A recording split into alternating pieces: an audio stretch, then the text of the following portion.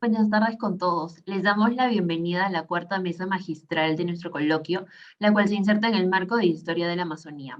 La mesa estará a cargo del doctor Adrián Lerner, el doctor Óscar Espinosa y el doctor Gil Inoach. Mi nombre es Mariana Cruz y en esta ocasión voy a ser la moderadora. Bueno, para comenzar tendremos al doctor Adrián Lerner. Lo voy a presentar brevemente. Adrián obtuvo su bachillerato y licenciatura en Historia por la Pontificia Universidad Católica del Perú, donde escribió una de las primeras tesis acerca del programa de esterilizaciones forzadas del gobierno de Alberto Fujimori.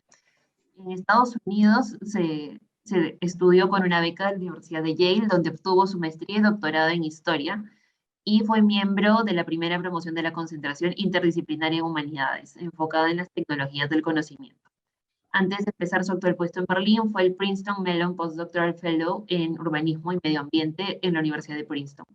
Es especialista en historia urbana, historia ambiental, historia de la ciencia y diversos aspectos de la historia de América Latina.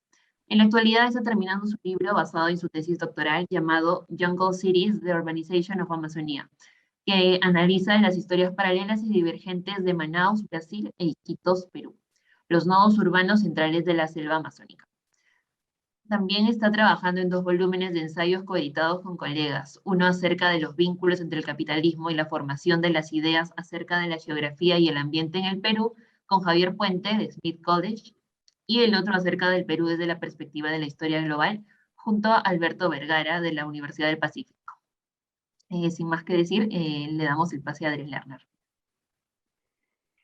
Hola a todos, muchísimas gracias por la invitación a los organizadores y por la enorme chamba que representa hacer un evento como este. Gracias por la introducción a Mariana. Es un honor volver a estar en el coloquio Estudiantes de Historia, del cual he sido parte desde distintas posiciones. He estado en el comité organizador, he sido uno de los coorganizadores hace algunos años, he hablado ahí, así que es realmente un placer estar ahora desde el otro lado. Comienzo entonces, voy a hablar de la historia de la Amazonía como historia global, una entrada al tema a la que he comenzado un poco por obligación profesional, porque mi actual puesto en la Universidad Libre de Berlín es de la llamada historia global, así que me he tenido que familiarizar con esta perspectiva, de la cual he sido, admito, por mucho tiempo escéptico, pero con la cual comienzo a ensayar aproximaciones a la Amazonía, a la historia amazónica. Hace algunos años, cuando estaba estudiando el doctorado, estaba conversando con un profesor sobre mi tesis acerca de Iquitos y Manaus y sobre historia amazónica en el siglo XX. Este profesor es especialista en la historia del petróleo en Estados Unidos. Y yo le estaba contando cómo la gran mayoría de conflictos internacionales que tuvieron lugar en América del Sur durante el siglo XX fueron en la Amazonía. Y de pronto él me dijo, claro, por ejemplo, esa guerra entre Perú y Ecuador, que fue básicamente una guerra entre dos petroleras. Y yo nunca había escuchado eso, y se lo dije, y conversamos un poco más. Yo más bien le hablé del viejo conflicto fronterizo, del Utipo-Sidetis, de la audiencia de Quito, de Atahualpa de Huáscar, etc. Y él más bien me recomendó algunas referencias, y en efecto hay toda una serie de aproximaciones que enfatizan la influencia de la Shell y la Standard Oil, y que ven a los países casi como proxies de este conflicto empresarial energético global. No se trata de que ninguna de estas versiones sea mejor que la otra, pero sí es importante tener en cuenta que coexisten, marcadas por diferentes agendas y que representan distintas escalas de análisis. En última instancia, creo, sugieren diferentes causalidades y explicaciones históricas, y para eso es para lo que estamos aquí finalmente, para ensayar distintas explicaciones históricas. Una aproximación global no tendría que elegir la segunda versión por sobre la primera, sino complementar las dos perspectivas, en mi opinión, mediante dos gestos centrales. Primero, explorar distintas nociones temporales y espaciales, jugar con múltiples escalas, pensarlas de manera relacional y ver qué resulta de estas distintas combinaciones, sin dejar de tener en cuenta que las estructuras muchas veces están sobrepuestas y por lo tanto que distintas fuerzas causales interactúan a distintas escalas. Las escalas mayores, por cierto, son las que dan coherencia a la perspectiva global: el ecosistema, el capitalismo, los grandes cambios técnicos, las luchas imperiales, las culturas compartidas, etc. Y segundo, la tensión entre conexiones y comparaciones en el marco de transformaciones más amplias. No se trata simplemente de estudiar procesos más grandes, cosas que abarquen el planeta entero, o que abarquen a más gente, o más comercio, cosas así. Una historia de los barracones del Callao o del tontódromo de la PUC puede ser una historia global también. Lo importante, creo, es que las estructuras mayores no son solo el contexto, entre comillas, sino que tienen valor analítico como elementos causales. Pero no dejan de ser indispensables también los marcos espaciales y temporales y las unidades de análisis menores. Mi argumento aquí es que la Amazonía es un espacio y una formación histórica privilegiada para explorar esta perspectiva. Se trata de una región de escala enorme, pero con una coherencia ecológica e histórica, en la que son inevitables también las unidades menores, digamos, la Amazonía boliviana, o el departamento de Ucayali, o la cuenca del Putumayo, o los territorios Ticuna o Mura, o ciertas misiones jesuitas, o la ciudad de Leticia, o el mercado de Belén, o el diario El Oriente, o la película Fisgarraldo, o el mito del Tunche, etc. Se entiende poco sin estudiar la relación de esta gran región con procesos mundiales y, francamente, no se entiende nada sin su relación con estas escalas diversas, menores, de lo nacional, lo regional, lo urbano, étnico, local, etc. En sentido opuesto, además, es también de enorme importancia la relación entre la historia amazónica y la historia global. Por ejemplo, dado el papel fundamental de la Amazonía en el ecosistema global, dada la profunda riqueza cultural de sus pueblos tradicionales y de forma urgente en estos tiempos, dada la relación entre estos dos factores. El mundo tiene mucho que aprender sobre la selva y su gente y de su gente. Y no voy a hablar yo mucho más de esto porque intuyo que mis dos colegas en el panel van a hablar más de estos temas. Solo quiero decir que el juego de escala funciona también en términos temporales, dado el poder de las fuerzas ecológicas de la Amazonía, que tienen una temporalidad distinta a la humana, pero que también está vinculada a ella, por cierto. Y de la misma forma, la aceleración del cambio en las historias de los pueblos nativos post-contacto también merece una reflexión sobre estos temas de escala. Ahora, en lo que sigue voy a usar ejemplos, una serie de ejemplos de mi propia investigación para introducir estas ideas. Primero con ejemplos de mi tesis / manuscrito de libros sobre ciudades, luego con temas clásicos de la historia amazónica y luego con un proyecto actual en que estoy trabajando sobre la Guerra Fría en la Amazonía. Todo esto para aterrizar algunas de las ideas que acabo de mencionar. En mi tesis y manuscrito del libro es una historia comparada, social, ambiental y política de Iquitos y Manaos, las dos principales ciudades de la Alta Amazonía, esencialmente desde su fundación hasta fines del siglo XX. En 1688, como parte de la política portuguesa de expansión de la frontera en América del Sur, bastante más agresiva que la española, se fundó en el fuerte São José da Barra, frente al río Negro, muy cerca de su encuentro con el Amazonas. Se fundó el fuerte de São José da Barra. El puesto militar apenas sobrevivió hasta que se le designó capital de la capitanía de São José do Río Negro en 1792, y después de que Brasil obtuvo su independencia, de la provincia del Alto Amazonas en 1833. Iquitos, por su parte, fue fundada como una aldea misionera jesuita en la década de 1750. Se mantuvo como un pueblo muy pequeño y aislado hasta mediados del siglo XIX. Se convirtió en capital provincial apenas en 1860 y en la capital del departamento de Loreto en 1897. Y ambas crecieron en los territorios de los pueblos Manao e Iquitos, de los que tomaron su nombre, de los que no se sabe demasiado, creo. Los orígenes indígenas y coloniales de estas ciudades tienen que ser entendidos en el contexto de la Amazonía como un espacio intermedio de encuentro y choque de dos imperios de alcance mundial y del papel de los pueblos indígenas en ellas, inicialmente en esta llamada terra incógnita a ambos lados de las líneas de los tratados y entre los imperios, estas líneas imaginarias de Tordesillas y de Ponce, etc. Pero luego, de forma más importante, en lo que Tamar Herzog ha llamado las islas de ocupación, en las que colonos de uno y otro lado ganaban espacio, utilizaban a los pueblos indígenas para hacerlo, negociaban con ellos, y la frontera interna y externa de cada imperio eran inseparables. La gran ruptura en la historia amazónica moderna fue la llegada de la navegación a vapor, que además coincidió, no por coincidencia de hecho, con tratados de libre navegación por el Amazonas a partir de la década de 1850. La ubicación de Iquitos y Manaos en el sistema fluvial hizo que los gobiernos de Perú y Brasil las eligieran para destinar inversiones enormes en infraestructura, para crear puertos fluviales permanentes e incentivar el comercio. Los productos de la Alta Amazonía se integraron a los mercados globales a través del Atlántico y la región comenzó a recibir productos, tecnología, capital y gente de zonas lejanas. En este periodo, por ejemplo, se puede apreciar algunas de estas interacciones entre diferentes escalas que he mencionado al inicio. Por un lado, el desarrollo de una tecnología revolucionaria de impacto global como la navegación a vapor, que fue de la mano con la expansión del desarrollo capitalista en gran parte del mundo, desde los ríos Éufrates y Tigres hasta Singapur y el Mississippi. A la vez, vemos a dos incipientes estados nacionales ampliar su alcance en territorios de gran potencial económico y cuya soberanía estaba en disputa. Se trataba también de la era en la que las naciones latinoamericanas apostaban por la inmigración como estrategia de colonización interna en una dinámica que por su naturaleza obviamente involucró a diferentes partes del mundo.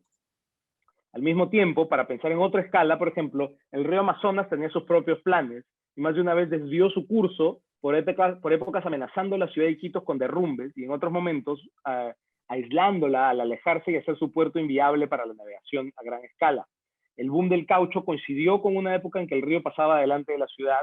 Los que conocen Iquitos saben que ahora el río va por otro lado. Solo hay una punta en Punchana, donde está el puerto nuevo, donde pasa el Amazonas. Lo que se ve del malecón más turístico y de otras partes es el Itaia y por el otro lado el Nanay. Cuando la demanda por caucho silvestre amazónico explotó en el mundo industrializado en los años 1860, las dos ciudades estaban posicionadas para beneficiarse. Del estado brasileño de Pará, en la costa atlántica, está la ciudad de Belém do Pará, la economía cauchera se movió hacia el interior del continente, abriendo nuevos frentes extractivos.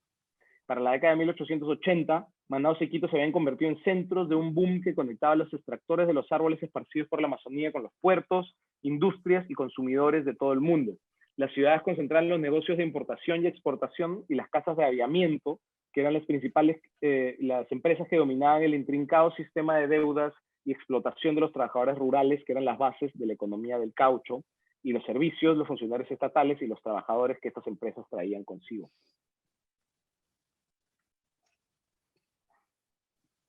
El boom del caucho evidentemente es otro fenómeno que une la historia de la Amazonía con la historia global de docenas de formas distintas y es quizás el periodo que ha sido mejor estudiado desde estas perspectivas. La demanda por caucho, por cierto, para comenzar, el caucho fue un material que solo se volvió tan importante después que un inventor llamado Charles Goodyear descubriera casi de casualidad su proceso de vulcanización en New Haven, Connecticut. Y sirvió para alimentar una serie de innovaciones de enorme importancia. Primero, la bicicleta, de la que no se habla demasiado, pero que causó furor en Europa en la segunda mitad del siglo XIX, un invento revolucionario que hizo que las personas pudieran usar su propia energía para recorrer grandes distancias por primera vez, y después, como es más conocido, el automóvil. Y en medio, lo cual tampoco es tan conocido, el caucho fue un insumo clave para la revolución industrial, dado que una buena cantidad de máquinas requerían del material resistente, flexible, impermeable. Así como la oferta de caucho se movió del estuario atlántico hacia el interior amazónico, el origen de la demanda pasó a ser de dominio británico y europeo a mediados del siglo XIX a ser norteamericano a inicio del siglo XX, un reflejo de los cambios en la hegemonía imperial en América Latina, pero también porque los británicos, como es también conocido, piratearon las semillas del caucho de Brasil, las llevaron a los jardines botánicos reales y luego crearon plantaciones en sus posesiones asiáticas que de inmediato resultaron mucho más eficientes que el caucho silvestre de la Amazonía. Acapararon el mercado y desinflaron el boom amazónico para la década de 1910. Hubo otras formas en las que el boom del caucho fue global. Una fue el desarrollo mismo de las ciudades durante la llamada Belle Époque amazónica, especialmente las principales, Belém do Pará, la más antigua, y Manaos e Iquitos, las ciudades, digamos, de los nuevos ricos del caucho. Las élites locales se esmeraron en crear ciudades en el molde de la modernidad urbana de aquellos tiempos, sobre todo París y en Brasil, Lisboa también. Ciudades modernas reflejarían sus propios logros como agentes civilizadores y les darían acceso a comodidades urbanas que anhelaban, atraerían inmigrantes y capital y en general transformarían en enclaves exportadores periféricos, precarios, en espacios urbanos cosmopolitas y modernos. Las exhibiciones de riqueza de esas élites han capturado la imaginación histórica por más de un siglo y el ejemplo clásico, por supuesto, es el Teatro Amazonas, la Ópera de Manaos, pero hay muchos más, incluido en el Perú. El periodo además implicó contingentes importantes de inmigrantes de distintas partes del mundo hacia las ciudades, muchos para aventuras comerciales, pero también otros para formar parte de las nuevas clases populares trabajadoras urbanas. Comunidades judías sefardíes y comunidades musulmanas de Siria y Líbano, actuales Siria y Líbano, que han dejado algunas de las primeras sinagogas y mezquitas en estos países. Trabajadores urbanos portugueses, mujeres de Europa del Este que migraban para dedicarse a la prostitución, etc. Otra forma en la que se cruzaron de forma trágica la historia global y la de la Amazonía es en el caso de la explotación brutal de las poblaciones indígenas Huitoto, Bora y de otras naciones en el Putumayo, entre Perú y Colombia, en la zona dominada por la compañía de Julio César Arana. Dada la fortuna de la empresa, la compañía había sido registrada en Inglaterra.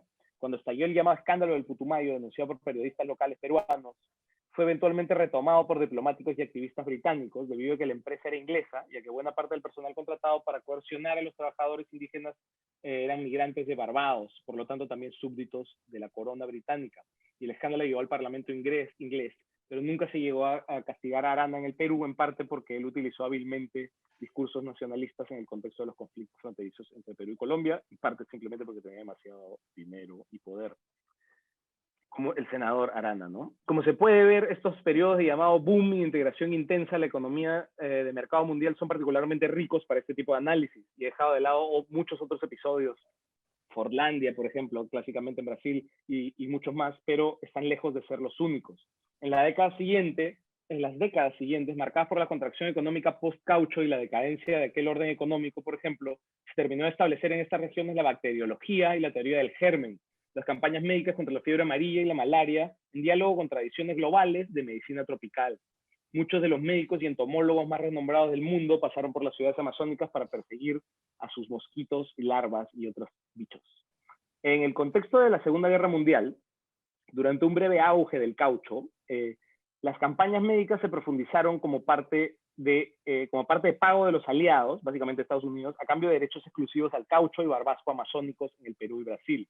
Como parte de esos acuerdos, se hicieron nuevos esfuerzos de modernización urbana en las ciudades amazónicas, y en el Perú, uno de los líderes del proceso fue otro personaje, podría decirse global, el médico alemán de origen judío-polaco, Maxim Kuczynski, que pasó tiempo en la selva y dedicó parte de su extensa obra académica a ella, y practicó medicina y administración ahí, por ejemplo, con la remodelación del leprosario de Loreto.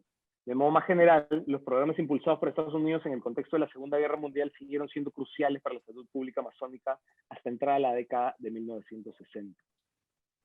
En este contexto de posguerra, otra manera de abordar estos vínculos puede ser lo que he comenzado a llamar, de modo un poco especulativo en un artículo que estoy preparando, la Guerra Fría Amazónica. Y con esto voy a terminar. Les voy a hablar aquí de tres aspectos, en algunos casos interrelacionados, de la selva durante la Guerra Fría. Primero, la Amazonía como espacio de colonización nacional, colonización interna nacional. Dos, la Amazonía como campo de batalla contra enemigos internos. Y tres, como laboratorio de proyectos de desarrollo transnacional. El primer tema coincide con el impulso global que se otorgó en la década de 1950 y 60 al desarrollismo modernista y a la entrada del automóvil y las autopistas como instrumentos civilizatorios. Este auge modernista es representado por Juscelino Kubitschek en Brasil y por Belaúnde en Perú. A escala menor, más modesta, evidentemente, no hubo nada como Brasilia, ¿no? Pero son los presidentes constructores que impulsaron la modernización y la colonización interna, que eran apuestas ideológicas basadas en teorías y recetas globales, y también hemisféricas, acerca de la naturaleza humana en un caso y el espacio, de la naturaleza humana y el espacio en un caso, y el desarrollo del capitalismo dependiente en el otro, y también de reacciones a temas sociopolíticos urgentes en sus países, frente a la creciente presión social en sus zonas rurales agrarias tradicionales, la sierra en el Perú, el nordeste en el Brasil, y a la explosión urbana en sus ciudades más grandes. La Amazonía parecía una válvula de escape en ambos países. Paralelamente, la noción de que si la Amazonía no estaba completamente, entre comillas, ocupada, otros actores desafiarían la soberanía nacional, se había estado gestando en ambos países. A finales de la década de 1950, el influyente ideólogo militar brasileño Golbery do Couto e Silva escribió que la Amazonía debería ser inundada de civilización, y el presidente peruano Belaúnde la utilizó como la región bandera para su idea de la conquista del Perú por los peruanos. Al mismo tiempo, Brasil y Perú fueron los principales receptores de ayuda militar bajo la Alianza para el Progreso del gobierno de Kennedy. Las nuevas aperturas de fronteras capturaron la imaginación nacional, las enormes carreteras interoceánicas, los grandes proyectos colonizadores, lo que se llamó en Brasil tierra sin hombre para hombres sin tierra, promesas de reformas agrarias, que también eran en buena medida recetas hemisféricas. Casi todos estos proyectos realmente fueron fallidos. Lo que sí se desató en esta etapa en la Amazonía fue la violencia de la Guerra Fría latinoamericana. Con nuevas carreteras, intereses madereros, petroleros y otros comenzaron a penetrar las tierras de los pueblos nativos. Los regímenes que los promovieron, imbuidos de la doctrina de seguridad nacional, trataron cualquier forma de resistencia como amenazas contra la seguridad nacional. En Perú, en 1964, el gobierno de Belaúnde bombardeó 4 comunidades nativas, Machema y Oruna, por estorbar y resistir los negocios madereros cerca de la frontera con Brasil. Y en Brasil, a lo largo de la década de 1960, los indígenas Guaimiri y Troari, cuyos territorios fueron reclamados para la construcción de la carretera BR-174, que conecta el centro-este de Brasil con Venezuela, fueron diezmados a un ritmo genocida probablemente en uno de los muchos otros genocidios y atrocidades similares. El gobierno de Belaúnde, de 1963-68, representó la cúspide de estos procesos en el Perú. En Brasil, el régimen militar nacionalista de derecha de 1964-85 los radicalizó, atrayendo millones de inmigrantes de la Amazonía a través de programas de desarrollo e incentivos fiscales. Los generales brasileños, siguiendo una larga tradición nacional, eran particularmente intensos con la cuestión geopolítica en la región amazónica. Hay toda una tradición intelectual que enfatiza cómo la región está siempre bajo el permanente acecho de potencias extranjeras. Fueron derrochadores generosos en infraestructura, que además, por cierto, les sirvió para robar a gran escala y para promocionar un discurso grandilocuente de desarrollismo que retomaba mucho del gobierno de Kubitschek y sus ideólogos dependentistas. Por ejemplo, Celso Furtado, o Cardoso, que habían sido exiliados, pero que realmente siguen siendo muy influyentes. Segundo, voy a pasar al segundo tema. Esto me remite también a la idea de la Amazonía como un campo de batalla contra los enemigos internos. Después de la Revolución Cubana de 1959, el foquismo se convirtió en un modelo para los revolucionarios con pocos recursos y era ideal para las condiciones geográficas donde pequeñas unidades guerrilleras disciplinadas podían esconderse en terrenos remotos y accidentados y eventualmente desgastar a las fuerzas estatales. En Perú, el régimen de Belaúnde enfrentó una insurrección ya en 1963. Siguiendo de cerca la estrategia guevarista, una guerrilla se centró en las laderas orientales andinas, donde la selva tropical se encontraba con las tierras agrícolas, buscando escalar conflictos existentes mientras se escondían en la selva. Fueron rápidamente derrotados por las Fuerzas Armadas en Madre de Dios. 2 años después, una nueva guerrilla tomó las armas en varios frentes, ahora alejándose un poco de las ideas foquistas al intentar establecer vínculos con las poblaciones campesinas locales para crear bastiones. Ellos también eligieron regiones donde los Andes se encontraban con el Amazonas. Fueron muy efectivas en promocionar y hacer conocer su insurrección, pero les costó mucho crear vínculos con la población local y aprender a vivir en la selva del Valle de la Convención, en Cusco, donde fueron derrotados eventualmente de manera brutal por el ejército de la Fuerza Aérea del Perú. Campesinos sospechosos de colaborar fueron acusados de conspirar e incluso asesinados. En Brasil, las guerrillas surgieron en gran medida como resistencia contra la dictadura militar, particularmente a medida que ésta aumentaba su represión. Una importante actuó en la Amazonía a lo largo del río Araguaia desde 1967. Inicialmente una comunidad escondida en la selva desde ese año se dispersó y adquirió de a pocos organización militar, integrándose con los lugareños, que eran migrantes empobrecidos, el llamado pueblo sin tierra, cuyas debido a que las iniciativas colonizadoras del gobierno realmente funcionaron muy mal. La guerrilla inicialmente fue sorprendentemente efectiva, pero fue finalmente masacrada por fuerzas especiales en 1975. El ejército brasileño tenía desde 1972 una unidad especial de guerra en la selva, entrenada por la Escuela de las Américas, que en Araguaia alcanzó los tipos de violencia casi ritualista que Greg Grandin ha identificado como parte de la represión durante la Guerra Fría de América Latina. Los campesinos y sacerdotes locales fueron acusados de colaborar y sufrieron encarcelamientos ilegales, torturas, desapariciones y asesinatos. Esos episodios violentos, sin embargo, permanecieron poco conocidos durante muchos años debido a sucesivos encubrimientos, pero también precisamente por los lugares donde ocurrieron. En ambos países, y especialmente en Brasil, la década de 1970 se caracterizó por una tremenda paranoia sobre la subversión en la Amazonía, con decenas de informes de inteligencia y vigilancia que describían las condiciones sociales para nuevos levantamientos y reflejaban rumores sobre la entrada de columnas guerrilleras de otros países, especialmente Bolivia. Es una suerte de imaginación geográfica paranoica. Y termino con un caso más de imaginación geográfica de la Guerra Fría, que refleja la Amazonía como laboratorio de algunos de los sueños desarrollistas más descabellados de este momento transnacional.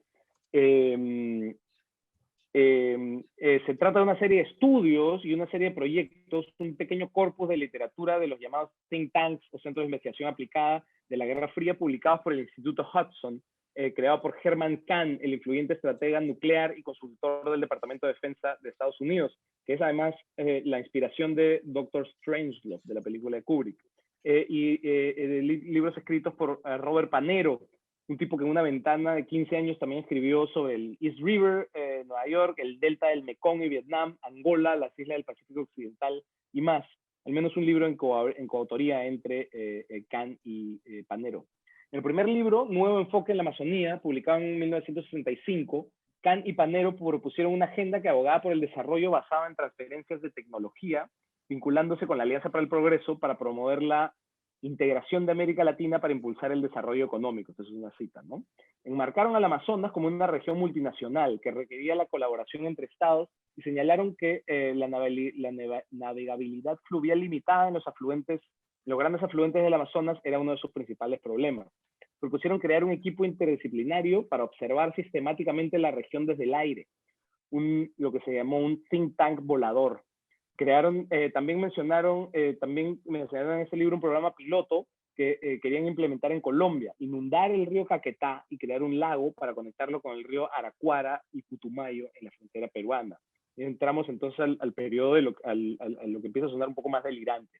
Un año después, en 1966, Panero publicó un estudio denominado el Proyecto de Desarrollo del Chocó, un proyecto basado en represas en el noroeste de Colombia para crear un paso interoceánico de 2 lagos artificiales conectados a través de canales y plantas hidroeléctricas. Y la idea, de hecho, tenía algunos antecedentes y llegó a cobrar algún impulso y se iniciaron algunos trabajos. O sea, estas ideas locas realmente no se quedaban solo en el ámbito de la fantasía, pero estos trabajos nunca se llegaron a terminar.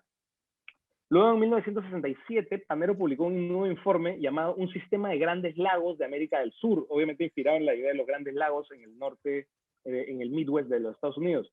Era un estudio sobre cómo conectar América del Sur por agua a través de represas, lagos y canales. La propuesta era interrumpir la cuenca fluvial más grande del mundo, aproximadamente el tamaño de todos los Estados Unidos, que transporta 20% del agua de los ríos del planeta. Y para esto una posibilidad era tirar bombas nucleares en la selva. Las represas crearían 5 lagos conectados en regiones estratégicas de la Amazonía, con el Chocó como modelo. El Caquetá, una conexión entre el Orinoco y el Amazonas, también en Colombia. Uno en el Ucayali, en Perú, que la conectaría con el Marañón, vinculada a la nueva carretera de Belaúnde. Una en el Guaporé, en el estado de Bolivia, que se conectaría con el río Paraguay. Y esencialmente un mar interior basado en una represa en el propio río Amazonas, en Santarém, Brasil, conectando el Amazonas, el río Negro, el Caquetá y el Madeira, inundando una zona que, según Panero, esto es una cita, ya estaba inundada igual la mayor parte del tiempo. Fin de la cita. Aquí se puede ver, Panero luego explica algunos de los detalles técnicos de las represas y lo fácil que sería su implementación antes de profundizar en los beneficios a largo plazo. Mejor control de inundaciones, integración económica continental, nuevos frentes extractivos para la pesca, petróleo, madera, electricidad, crecimiento urbano y tierras agrícolas de regadío. Todo esto implicó volar sobre media docena de países y los estudios fueron financiados por el Banco Interamericano de Desarrollo con el apoyo de la Alianza por el Progreso. El presidente Belaúnde del Perú facilitó algunos de los vuelos con la colaboración del Ministerio de Obras Públicas de Colombia y con el aporte de al menos un científico de la Compañía Nacional de Petróleo de Brasil. Es decir, es un poco más que la fantasía de unos locos. De esta y muchas otras maneras, reales e imaginarias, la historia amazónica y la historia global han ido de la mano por buena parte del siglo XX. Y me quedo aquí por ahora. Muchas gracias. Muchas gracias, profesor Lerner. Ahora vamos a dar paso al profesor Espinosa. No sé si ya está... No, Sí, no lo aquí veo. estoy, no me he ido, no me he ido. Entonces, muchas gracias, doctor. Bueno, brevemente lo presento. El doctor Óscar Espinosa es doctor en antropología por la New School for Social Research y también es licenciado en filosofía por la Pontificia Universidad Católica del Perú y Master of Arts en Antropología y Estudios Históricos por the New School for Social Research. Además, es profesor a tiempo completo en la Pontificia Universidad Católica del Perú en el Departamento de Ciencias Sociales. Bueno, sin más que decir, le doy la palabra al profesor Espinosa.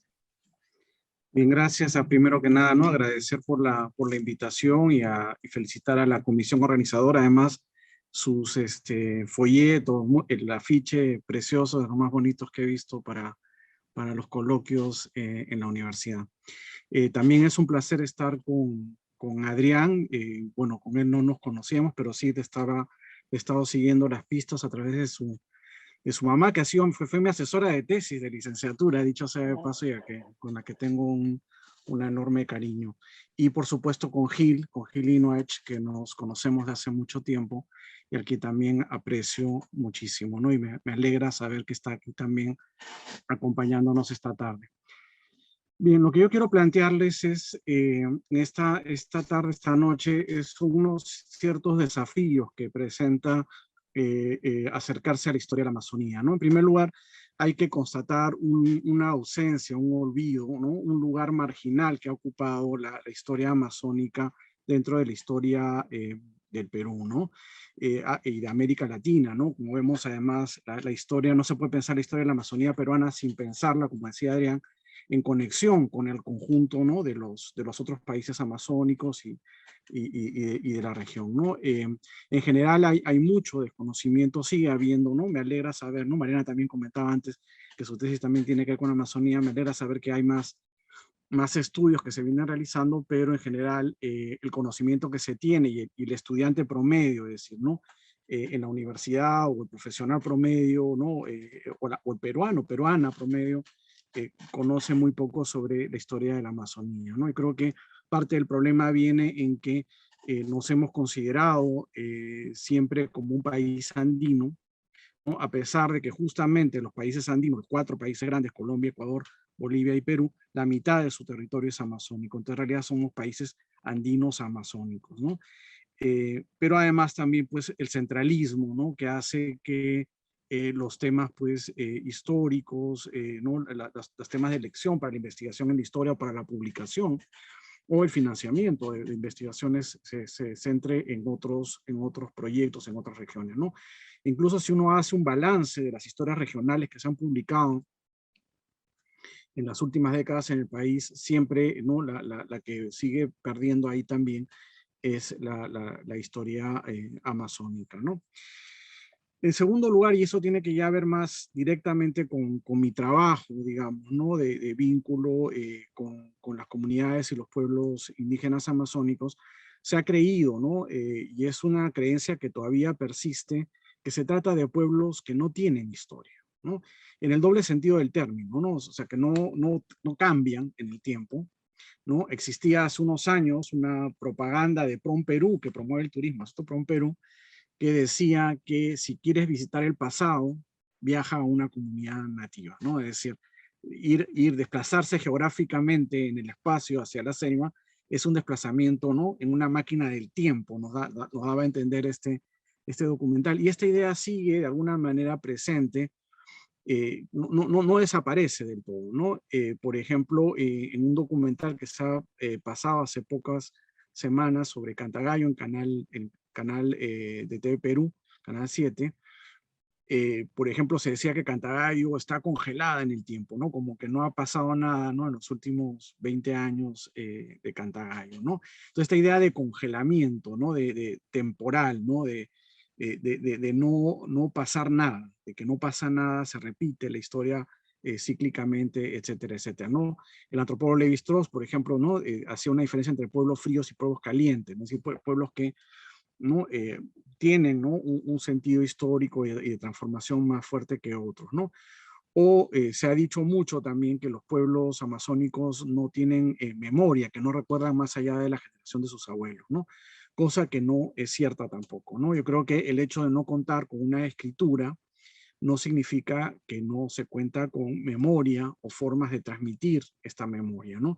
La tradición oral tiene sus propios mecanismos para incorporar los hechos históricos en sus relatos, ¿no? Eso sí, se produce una densificación y un proceso mayor de simbolización, tal como se puede apreciar, ¿no? En relatos míticos, en historias que cuentan los abuelos, las abuelas, ¿no?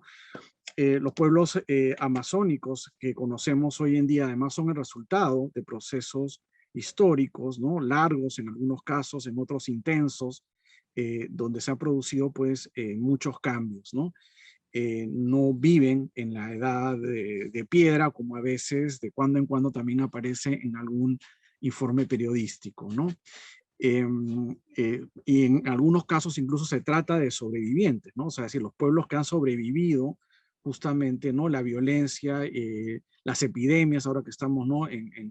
Lo que hemos vivido, ¿no? Estos 2 últimos años en el mundo entero, es una experiencia que los pueblos indígenas y los pueblos amazónicos en particular han estado viviendo durante siglos. Es decir, que de repente llega una enfermedad de fuera, ¿no? De fuera del lugar, traída por alguien que elimina, mata, ¿no? A la mitad de la población o más en muchos casos, ¿no? Entonces, la experiencia del dolor y de la muerte de personas cercanas por enfermedades traídas de fuera de fuera es parte también de esta experiencia y también parte de la memoria, ¿no? Justamente va a salir ya en febrero, iba a salir este año, pero por temas del comité, del fondo editorial se ha postergado para febrero un libro, ¿no? Con más de 40 artículos, ¿no? Con testimonios sobre las epidemias del pasado y relacionándolas con la epidemia de la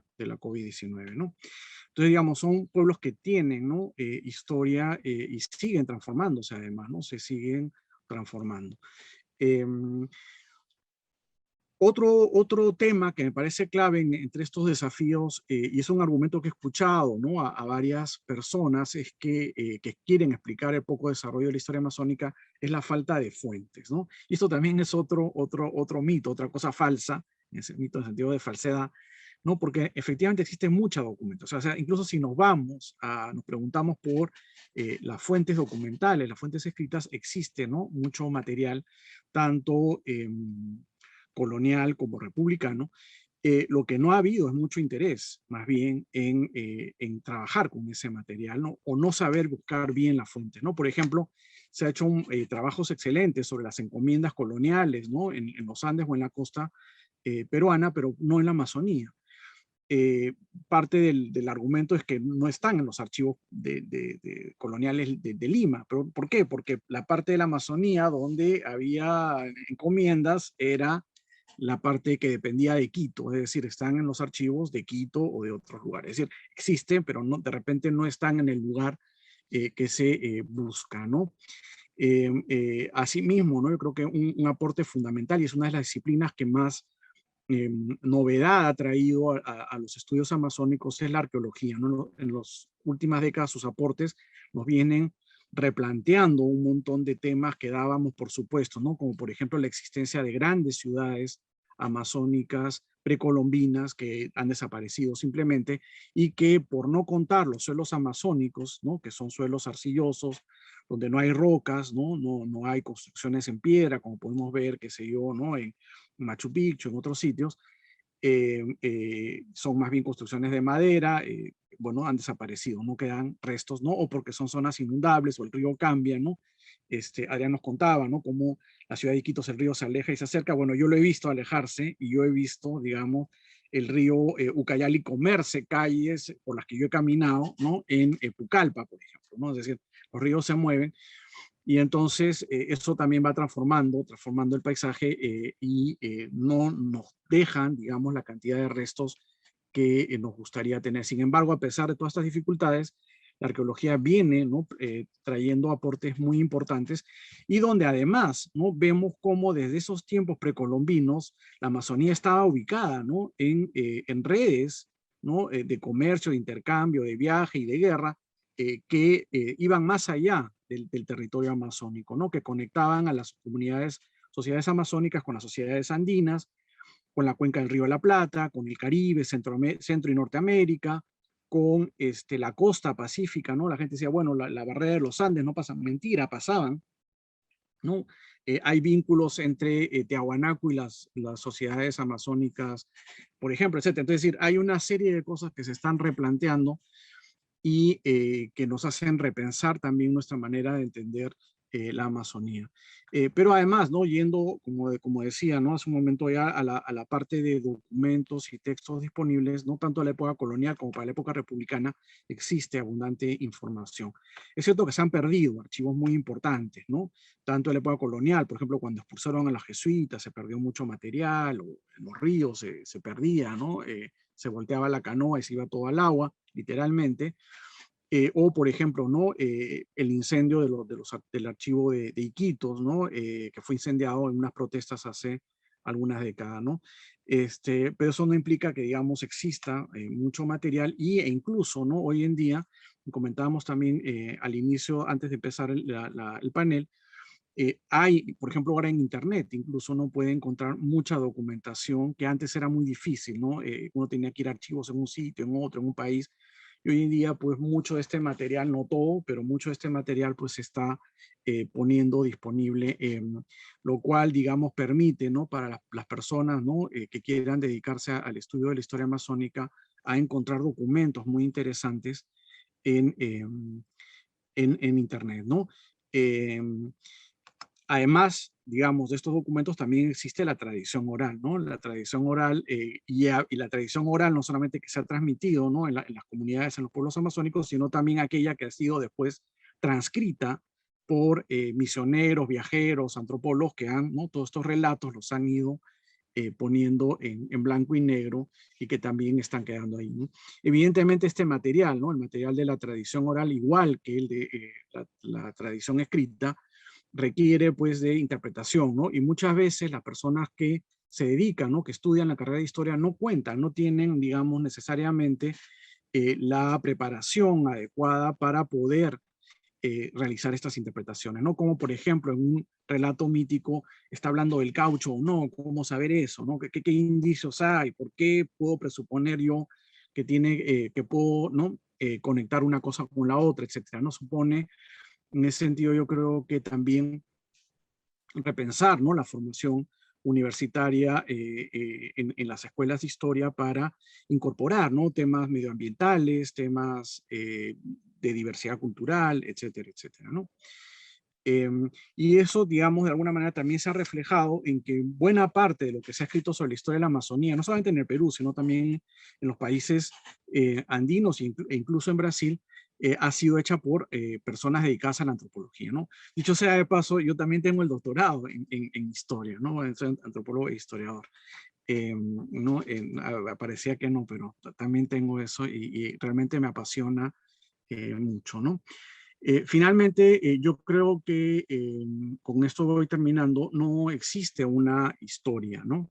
Sino múltiples historias, en el sentido de que existen muchos relatos distintos que dan cuenta de lo que ha ocurrido en el pasado, ¿no? La multiplicidad de experiencias vividas y de memorias que recuerdan estas experiencias, pues son una muestra de esta diversidad, ¿no? Sin embargo, a veces creemos, ¿no? Ilusamente, ¿no? Que existe una única historia, que podemos explicarlo objetivamente todo, pero justamente lo interesante, yo creo que también del estudio de la historia es contraponer, ir contraponiendo estas diversas interpretaciones, ¿no? Y entre ellas, ¿no? También incluir, por supuesto, las memorias de los pueblos amazónicos, ¿no? Hay, ¿no? El riesgo siempre de que las historias se conviertan en historias hegemónicas, ¿no? Por ejemplo, ¿no? Al contar la historia de la Amazonía, muchas veces se cuenta, ¿no? Se habla de conquista o de control del espacio o de civilización, ¿no? Adrián ha hecho referencia a varios de estos puntos en distintos momentos de la historia. Sin embargo, el territorio amazónico ya estaba ocupado antes, es decir, ¿no? Es decir, ya había sido conquistado controlado por sus propios habitantes originarios, ¿no? Entonces, cuando hablamos de conquista, ¿no? Por ejemplo, eso en las políticas de Belaúnde o de los años 40, también en Brasil, en Colombia, Ecuador y Bolivia tenían ministerios o oficinas para la colonización, por ejemplo, incluso, ¿no? Digamos, ya estaba, era un espacio ya ocupado, ¿no? Que es justamente la reivindicación y la lucha de los pueblos originarios por reclamar estos territorios que les pertenecían antes de que existiera siquiera el Perú, ¿no? Que Gil, me imagino, hablará sobre eso con detalle porque es un experto en el tema, ¿no? Pero también, digamos, en otros aspectos, ¿no? La forma en que organizamos los periodos históricos, la periodización, ¿no? Es decir, cuáles son, no sé, por ejemplo, para los pueblos amazónicos, ¿cuál sería la diferencia entre la época colonial y la época republicana? Si es que finalmente las relaciones coloniales se han mantenido, se ha seguido reproduciendo, ¿no? Etcétera, etcétera. O sea, podríamos problematizar muchos aspectos vinculados a esta historia hegemónica que se escribe, ¿no? Desde lugares céntricos, desde Lima, de las grandes ciudades, a veces del extranjero, ¿no? Y que silencia otras memorias, otros relatos, otras formas de contar y explicar lo que ha pasado, ¿no? Por ejemplo, a mí mismo me ha ocurrido esto, ¿no? Cuando, digamos, he pisado el palito de esta idea, ¿no? Ilusión de la objetividad y el relato único, cuando junto con Leslie Villapolo escribimos, de alguna manera, entre comillas, podríamos decir, historia oficial de lo ocurrido durante el conflicto armado interno en relación al pueblo Asháninka, ¿no? Que es lo que sale en el documento final de la Comisión de la Verdad y la Reconciliación, ¿no? Sin embargo, yo que fui, digamos, coautor de ese texto, cuando vuelvo después, ¿no? Termina el periodo de la Comisión de la Verdad y vuelvo, digamos, a retomar el tema en las comunidades, conversar con la gente, empiezan a cuestionarme yo mismo, ¿no? Lo que he escrito, porque las versiones que tiene la gente también son distintas, ¿no? Hay otras memorias que de repente no aparecen, hay otras formas de contar la historia, y entonces esta versión oficial, ¿no? Entre comillas, empieza a volver más porosa, ¿no? Aparecen nuevos elementos, nuevas interpretaciones, desde, sobre todo, y para mí eso es lo más importante, desde la propia lógica y manera de entender lo que pasó por parte de los propios, en este caso, Ashánigas, ¿no? En ese sentido me parece fundamental, ¿no? Poner en discusión la forma en que hemos aprendido, ¿no? A interpretar y escribir la historia y poder entrar en diálogo con otras memorias, con otras historias, ¿no? Es lo que hemos intentado, y eso sí salió ya finalmente después de 3, 4 años, un libro que está disponible además en internet, en la página del CICEPA, que se titula Historias, Violencias y Memorias en la Amazonía, ¿no? Donde justamente lo que tratamos los distintos autores que colaboran, autores, autoras que colaboran en el libro, es poner en cuestión, ¿no? ¿No? A partir de otras versiones, de otras tradiciones, de otras perspectivas, la historia del caucho, la historia del conflicto armado interno, la violencia. Adrián hablaba sobre las violencias guerrilleras, que se dio, por ejemplo, ¿no? En el caso de la FARC, en Colombia también, ¿no? Etcétera, etcétera. Entonces, creo que hay, ¿no? En todo caso, lo que quiero con esta, y aquí termino con esta presentación también, es animarlos a que se metan a conocer la historia de la Amazonía, aunque no se dediquen a ello. Yo creo que como peruanos, peruanas, debemos tener un poco más de información al respecto, ¿no? Y bueno, y los que se animen, ¿no? A investigar y a trabajar, ¿no? Bienvenidas, bienvenidos, porque hace falta mucho más trabajo de investigación histórica y este diálogo, además, con los propios pueblos amazónicos para entender nuestro pasado, nuestro presente y pensar nuevas formas de convivencia en el futuro, ¿no? Gracias nuevamente a los organizadores y nada, por estar aquí también. Muchas gracias, doctor Espinosa. Bueno, ahora daremos pase a licenciado Gil Inoak. A ver, ahorita lo estoy sacando. Sí, lo presentaré brevemente. Es abogado originario del pueblo de Aguajún y se desempeñó como presidente de la Asociación Interétnica de Desarrollo de la Selva Peruana, AIDESEP, durante 2 periodos, de 1996 al 2002. Este año ha publicado su más reciente libro, Entre la dependencia y la libertad, siempre Aguajún. Bueno, sin más que decir, le doy la palabra al doctor Inoak.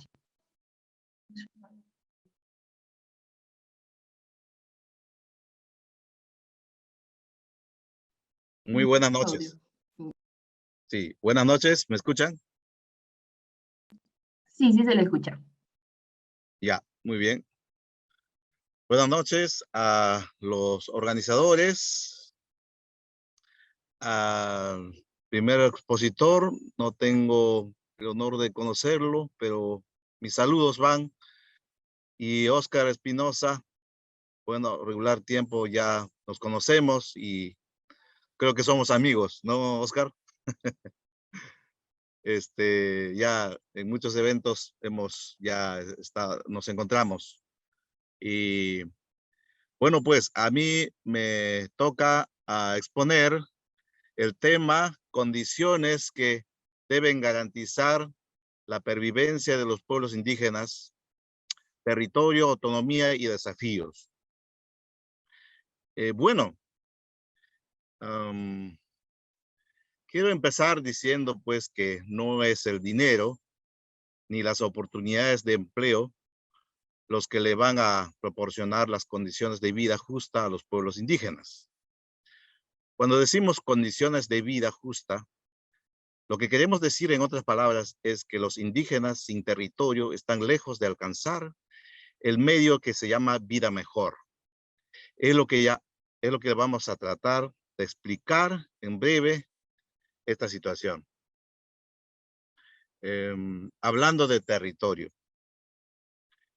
El Estado ha decidido moldear el tipo de vida que debe llevar el indígena a su parecer, bajo imposición de normas totalmente inconsultas. Actualmente es la ley de comunidades nativas que los lleva hacia el precipicio. Los territorios ancestrales que quedan fuera del título de propiedad comunal, el Estado se adjudica como suyo y se los ofrece a los terceros, colocándole de esta manera a los pueblos indígenas a una suerte de islas, haciendo que estos pueblos pierdan su continuidad territorial, que es su sentido de vida. Con la pérdida de continuidad territorial, los pueblos han perdido gran parte de sus fuentes de sabiduría y gran parte de los recursos que les proveen alimento y sostenibilidad espiritual. La riqueza para los indígenas es el conocimiento que posee. El conocimiento para manejar el suelo, el bosque, los recursos hídricos, solventar sus necesidades de vivienda y alimentación, aplicando sus habilidades de adquisición y de transformación de recursos para la satisfacción de sus necesidades cotidianas. Actualmente, el Estado impone como indicador de riqueza y progreso que las viviendas tengan techo de calamina y columnas de cemento, que uno tenga artefactos eléctricos y hasta indagan el ingreso monetario que uno tiene. Un indígena en un territorio abundante de recursos naturales no necesita moneda para comprar alimentos. Vive de lo que la tierra produce, el territorio provee y sus conocimientos. Probablemente necesite tener 500 soles al año para sufragar el estudio de sus niños en una escuela primaria. Para el economista estatal, para la medición de la macroeconomía o algo por el estilo, este señor es pobre porque vive por debajo de 2 soles diarios.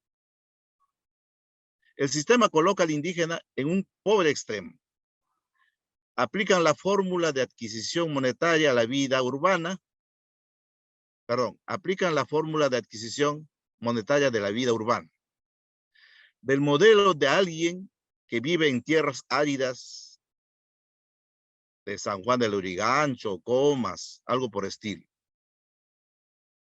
Esta lectura de la pobreza adrede sesgada genera como respuesta políticas de saqueo de recursos naturales con el supuesto de que estas medidas van a generar más empleos para elevar la calidad de vida e impuestos para destinar a más servicios sociales, haciendo que en hechos las actividades extractivistas en la selva se intensifiquen más, impactando sobre los recursos que les sirven de sustento diario a los pueblos indígenas. Es esa lógica que hace que en la selva se incrementen las personas foráneas que invaden territorios indígenas, se incrementen las deforestaciones, se contaminen las aguas y gran parte de la Amazonía luzca árida en estado de degradación irreversible. La epistemología occidental, que se declaró como un modelo de conocimiento superior y único, no solo se ha impuesto con la colonialidad de saber, sino con la colonialidad de poder para adueñarse de un territorio ajeno, empujando a los verdaderos dueños en pequeñas parcialidades llamadas reducciones. Sobre aquellas porciones de tierras ya reducidas, es por primera vez que la Constitución de 1920 reconoce a las comunidades de indígenas. Posteriormente a los indígenas de la sierra, se han reconocido como comunidades campesinas y a los indígenas amazónicos como comunidades nativas. En este extremo, ya se los consideraba a los indígenas como grupos humanos en estado de tránsito para su incorporación en el bolsón de la población mestiza. Sin embargo, algo empieza a pasar en el año 1994, entre el año 1996. cuando los pueblos indígenas de la Amazonía nororiental del Marañón deciden poner fin a la imposición de las leyes y en una iniciativa primigenia totalmente independiente de toda intromisión externa, adoptan una medida autogestionaria de control territorial a través de autodemarcación de sus territorios ancestrales. Ya en 1995, cuando el convenio 169 de la Organización Internacional de Trabajo entró en vigor, la posición indígena sobre su territorio ancestral fue respaldada y el derecho consuetudinario milenario encontró institucionalidad jurídica en el fuero del derecho escrito. Los pueblos indígenas, si no procuran defender su continuidad territorial, van a perder no solo su territorio, sino su identidad, sus conocimientos y su sabiduría. Se empobrecerán definitivamente y de manera, diría, fatal. La iniciativa sobre la territorialidad indígena que tuvo como epicentro los pueblos indígenas del nororiental del Marañón no tiene pare. Este modelo se está extendiendo de manera progresiva en todos los pueblos indígenas de la Amazonía. La ley de comunidades nativas ha llegado en el momento de su ocaso. Ha ayudado a que los pueblos indígenas formalicen una parte de sus territorios. El resto de los territorios ancestrales está pasando a ser controlado, de hecho, por sus ocupantes. De modo que los pueblos que han tomado este paso de reivindicación territorial, mediante autodemarcación de sus territorios, han unido sus territorios en un solo bloque territorial. Las áreas no tituladas se están ocupando en razón de posesión ancestral, figura jurídica que está amparada en el Convenio 169 de la OIT, la Declaración de Naciones Unidas sobre los Derechos de los Pueblos Indígenas y las jurisprudencias nacionales e internacionales. Y a estos derechos han tornado irreversibles, no hay vuelta que dar. El modelo de propiedad que el Estado a través de comunidades nativas impuso no garantiza la formalización total territorial de los pueblos indígenas, porque este modelo solo sirve de protección a grupo de familias indígenas, mas no protege al sujeto pueblo indígena. A manera de ejemplo, la nación Wampis cuenta con una extensión territorial ancestral de 1.327.000 hectáreas aproximadamente, de las cuales solo tituladas en la modalidad de comunidades nativas hacen una extensión de 448.327 hectáreas, quedando como áreas ancestrales en situación de posesión 879.433 hectáreas, es decir, aún no tituladas, pero que por derecho de posesión están amparados. ¿Por qué? Porque de ese área tradicional, el pueblo en ese área está cazando, pesca, recolecta, y hay cataratas para el fortalecimiento espiritual, hay tumbas ancestrales, caminos, están en pleno uso. Por eso es que tienen derecho de posesión. Si los Wampis no ejercen su derecho de posesión territorial, perderán esos espacios restantes que quedan por titular. Las comunidades nativas redundan en familias indígenas. En cambio, el territorio alberga al sujeto pueblo. Un pueblo indígena no tiene sentido de existencia como tal si los elementos espirituales y materiales que los ha proporcionado medios para el desarrollo de su identidad y reproducción cultural no es completo. Haber reducido a los pueblos indígenas en pequeñas fracciones de tierras les está convirtiendo en sujetos con mucha limitación en franco proceso de diseminación.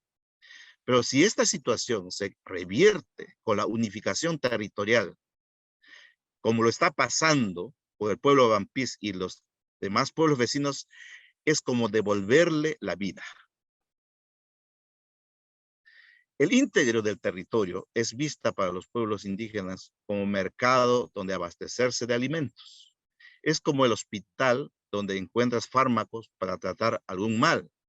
Es como el catedral porque en sus cataratas está la fortaleza espiritual. El territorio es también fuente de conocimientos por los seres espirituales que transmiten sabiduría, etc. Pero el territorio y el complejo sistema funcional que cumple necesita de un orden para administrar, controlar, usar y proteger, de modo que hace falta un buen gobierno en su interior. Por eso se dice que por más territorio amplio y completo que se cuente, pero si no hay buena gobernanza, pronto puede acabar perdiendo el valor que reviste a un territorio.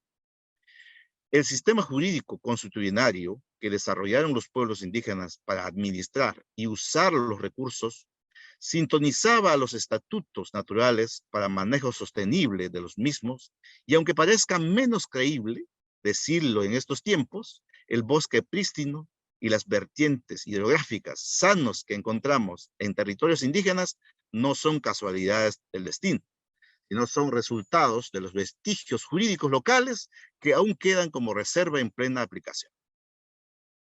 Los pueblos indígenas que han retomado el control del íntegro de sus territorios no han abandonado el valor primigenio que los ha llevado a vivir decentemente a sus ancestros, gozando de la naturaleza, y aunque los tiempos actuales no son los mismos, ni tampoco ofrecen los mismos potenciales y oportunidades, es sin embargo imprescindible conservar el sistema ancestral de convivencia con la naturaleza. Es el desafío en los tiempos modernos. La juventud querrá hacer cambios.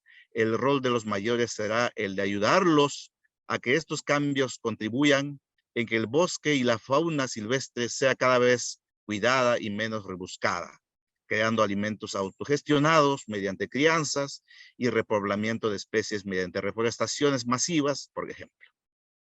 Las políticas económicas aumentarán su presión sobre sus recursos naturales. Tal vez se pretenda disminuir las capacidades de decisión de los pueblos indígenas para recortar su territorio.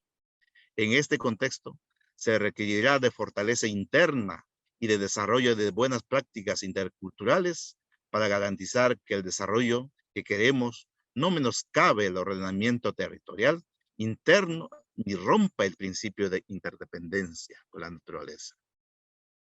Una buena composición estratégica de defensa y protección territorial deberá tener en cuenta las tres dimensiones que cuenta el territorio desde la visión indígena: la dimensión espiritual, la dimensión material en el marco de interdependencia con la naturaleza y la dimensión espacial.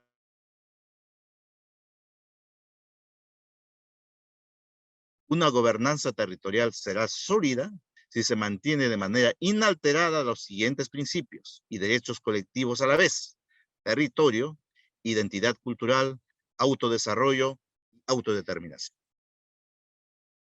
Hasta ahora, hay algo de 12 pueblos indígenas que se han organizado en gobiernos autónomos, entre ellos los Wampis, Candoshi, Chapra, Xavi, Xivilo, Inca del Pastaza, Achuar, en proceso de los pueblos, y Achuar, y en proceso los pueblos Abajún y Cocama Gucamiri.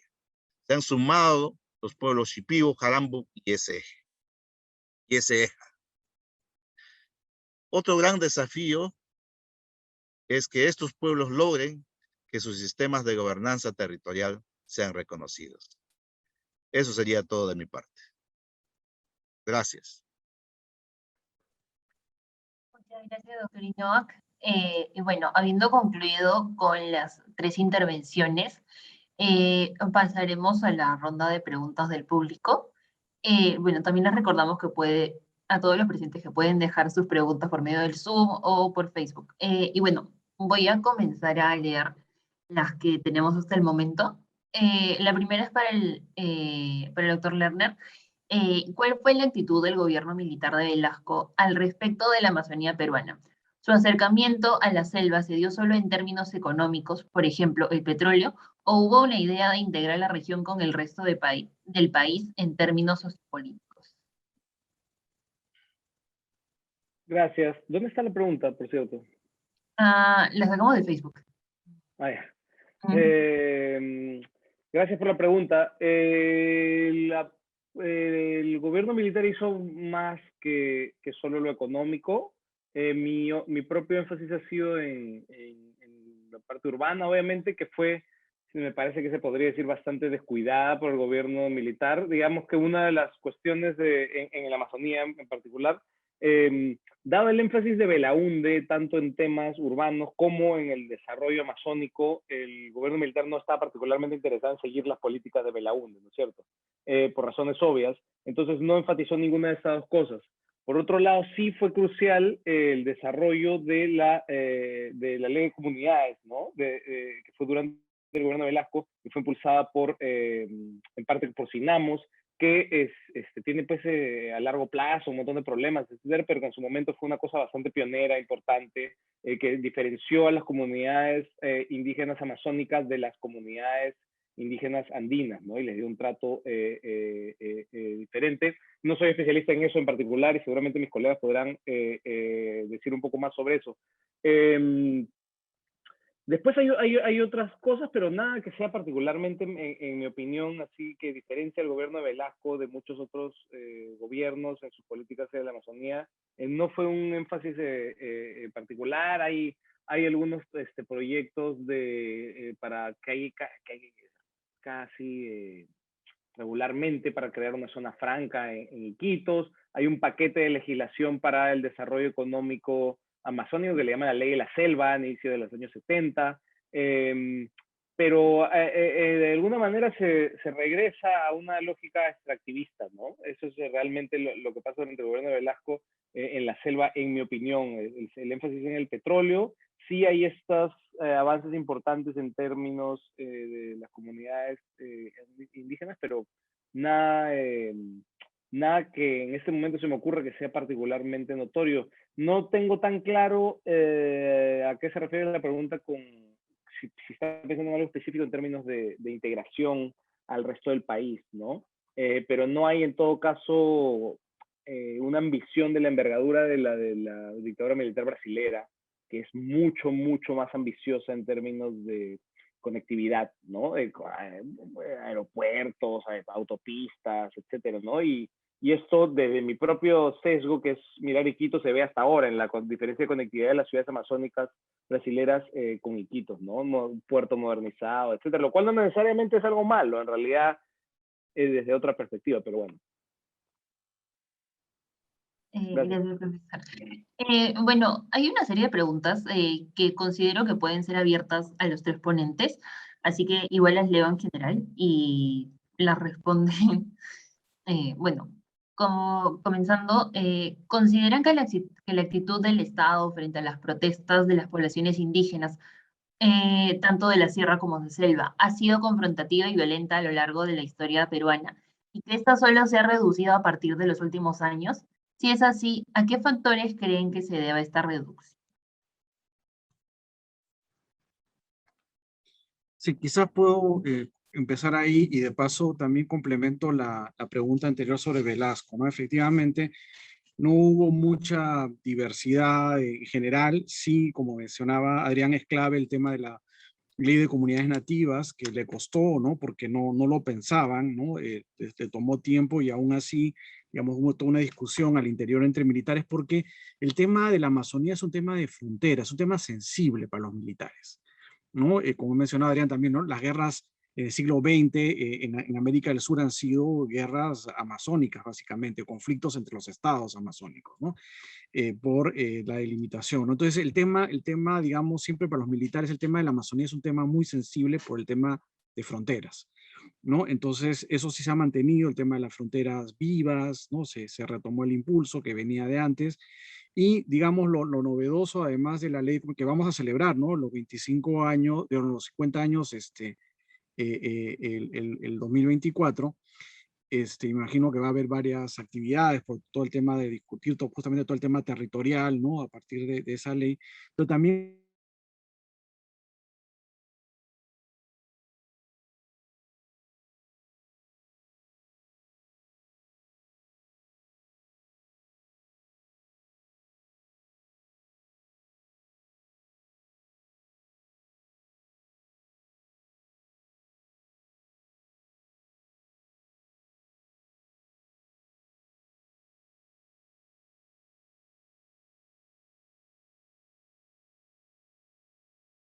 para eso, ¿no? Entonces, la historia de la ocupación por parte del Estado peruano, ¿no? O de la incorporación, digamos, del territorio amazónico desde la lógica del Estado peruano ha sido siempre muy violenta, ¿no?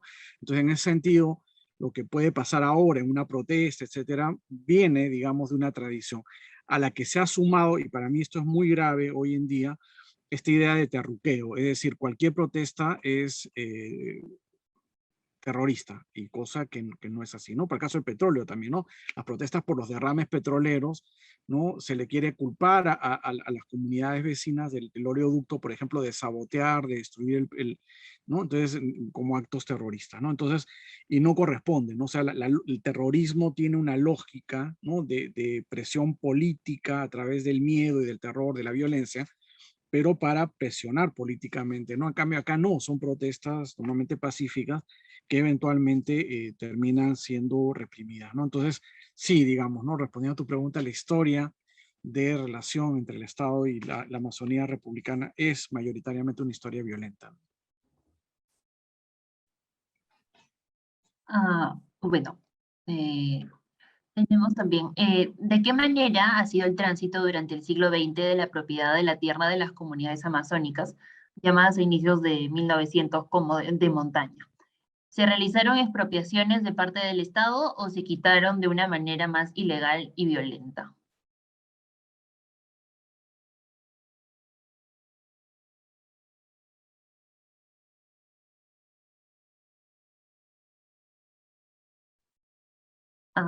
No sé si alguno quiere responder la pregunta. Gil Inoech quizás podría contarnos un poco más sobre ese. Sí. Ay, Claudia.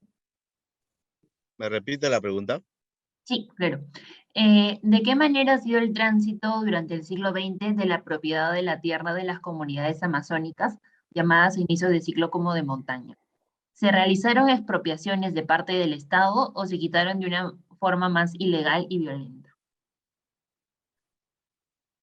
A ver, l- lo que, lo que sabemos es que las expropiaciones más se han producido en la parte andina, pero una expropiación pero a los latifundistas, digamos, ¿no? Eh, que es lo que más adelante gesta a la ley de comunidades campesinas. Y y en la Amazonía,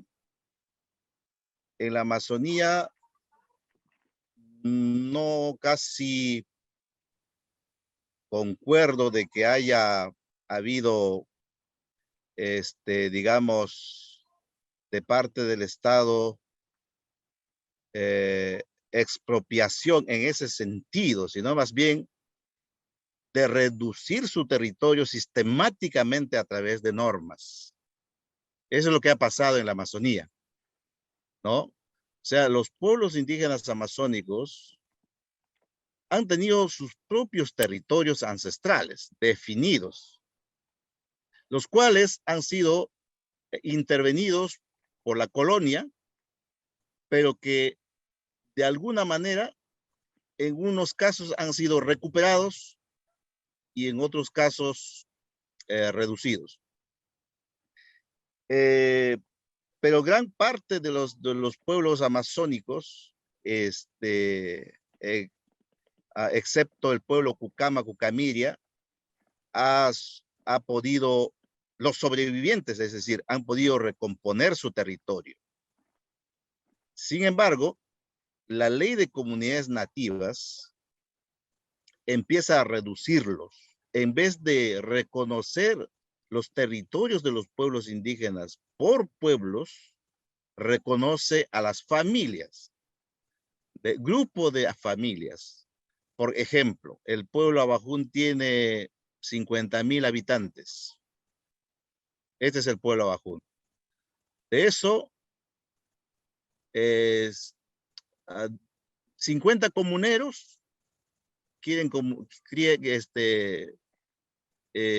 constituyen en un pequeño poblado y a ellos se los reconoce.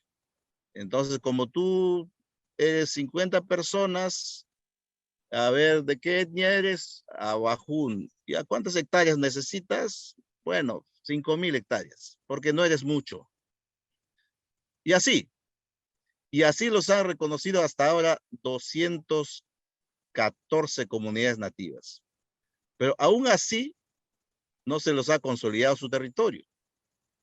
Por eso yo ponía en términos de ejemplo, ahí de la nación One Piece.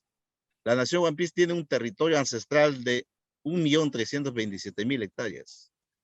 De eso, solo se ha reconocido algo de 400.000 hectáreas. El resto, el Estado se declara como suyo, ¿no? O sea, los territorios han sido sistemáticamente apropiados por Estado, no expropiándolo, sino mediante reconocimiento, reduciendo esos territorios, que es muy distinto. Lo que están haciendo los pueblos amazónicos es recuperar estas áreas que han sido liberadas y adjudicadas al Estado por el derecho de posesión que tienen los pueblos indígenas. Eso es lo que está pasando. Yo no sé si entendí del todo bien la pregunta, después de incluso 2 veces, pero si entiendo bien, también quisiera agregar que simplemente también son procesos largos, ¿no? Entonces, que desde las concesiones de tierras de montañas hasta el presente, lo que pasa simplemente es que hay un montón de procesos económicos de por medio, y eso es algo que se necesita muchísimo más estudios históricos, académicos al respecto, pero hay unas buenas páginas en el libro que, por cierto, recomiendo a todos los que estén escuchando esto de Santos Granero y Barclay, de la frontera domesticada, ¿no? Sobre cómo los regímenes agrarios van cambiando en la Amazonía, simplemente porque hay diferentes regímenes de relación con el Estado, regímenes de economía política, diferentes booms y caídas, entonces simplemente algunas propietarios capitalistas, digamos, dejan de utilizar esas zonas y pasan a ser ocupadas por otros, venden, parcelan, abandonan, etcétera, ¿no? Entonces hay una lógica que en algunos casos no es tan distinta a la de cualquier otro régimen, cualquier otra región agraria, ¿no? Eso es una manera de verlo, ¿no es cierto? Pero que hace falta ver mucho más, con mucha mayor atención para la historia del siglo XX peruano, me parece. Si es que eso era lo que estaban preguntando, que no me queda del todo claro, ¿no? Sí, bueno, justo han ampliado la pregunta. Anay Chaparro comenta si pueden contar un poco más de detalle cómo fue en los procesos de demarcación autónoma de los territorios indígenas. Va dirigida al doctor Inoak, pero pueden contestar. Sí, sí. El proceso de autodemarcación de los pueblos indígenas empieza en el año 94 y más fuerte a partir del año 1996. Es una respuesta a la Constitución de 1993 que quita principios de inalienabilidad e inembargabilidad de territorios indígenas, ¿no? Y lo libera de la protección del Estado y coloca en la economía del mercado, las tierras, ¿no? Entonces, para el Estado es que si las comunidades protegen sus tierras, protegerán dentro de su autonomía, pero también tienen la autonomía de poder hacer lo que quieran, pueden disponer como quieran sus tierras, es decir, te liberan. Entonces, con el supuesto de que la comunidad va a acabar vendiendo sus tierras.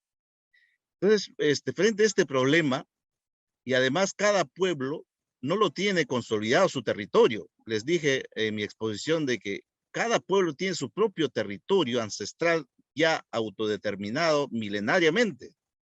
Y todo esto en el sistema de comunidades nativas, la vía titulación, sistema de comunidades nativas, no ha sido consolidado, no ha sido titulado todo, ¿no? Porque el sistema de titulación es por vía de comunidades nativas, por fracciones de tierras. Y estas fracciones de tierras no cubren la totalidad del territorio que tiene un pueblo indígena, ¿no? Ese es el problema. Entonces, como respuesta a eso, los pueblos indígenas, en ejercicio de su libre determinación, toman el control de su territorio. Aquellas áreas libres declaradas por el Estado lo toman. ¿Por qué? Porque ahí pues siguen usando tradicionalmente, siguen cazando, pescando. Entonces dicen, no solamente los titulados vamos a protegerlo, sino las no tituladas, las que están en condición de posesión ancestral. También lo vamos a incluir. No vamos a administrar nuestro territorio por fracciones de tierra, sino en un solo bloque territorial.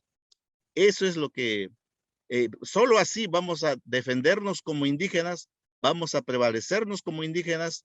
De lo contrario, vamos a perder nuestra identidad, vamos a acabar, vamos a perder nuestro territorio y vamos a dejar de existir como pueblo.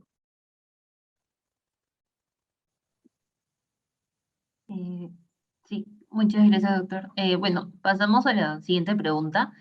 A lo largo de la historia amazónica, una característica recurrente ha sido la extracción de materias primas dirigidas al mercado mundial. Sin embargo, no se ha dado un desarrollo industrial de esta zona en particular, al menos para el caso peruano. ¿Qué motivos o causas pueden haber suscitado esta problemática? Asimismo, ¿cómo definirían el tipo de desarrollo que se ha dado durante el siglo XX en la selva?